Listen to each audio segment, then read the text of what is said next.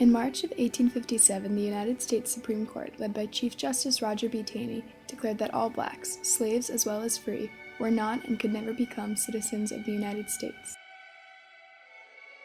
The case before the court was that of Dred Scott v. Sandford. Dred Scott was born into slavery sometime in 1795 in Southampton County, Virginia. Shortly after marrying fellow slave Harriet Robinson, he made history by launching a legal battle to gain his freedom. A man named Peter Blow owned Scott at his birth until his death in the early 1830s, after which Scott was sold to a U.S. Army doctor, John Emerson.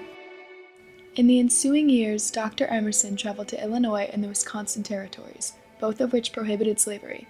When Emerson died in 1846, Scott tried to buy freedom for himself and his family from Emerson's widow, but she refused.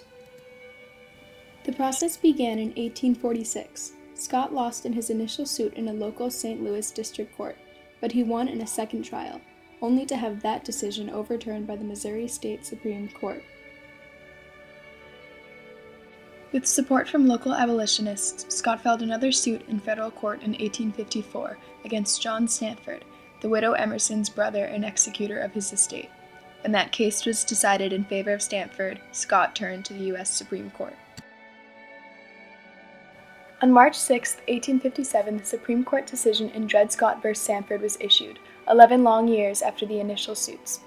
7 of the 9 judges agreed with the outcome delivered by Chief Justice Roger Taney, who announced that slaves were not citizens of the United States and therefore had no rights to sue in federal courts. The decision also declared that the Missouri Compromise, which had allowed Scott to sample freedom in Illinois and Wisconsin, was unconstitutional, and that Congress did not have the authority to prohibit slavery. The Dred Scott decision sparked outrage in the northern states and glee in the South. The growing schism made civil war inevitable.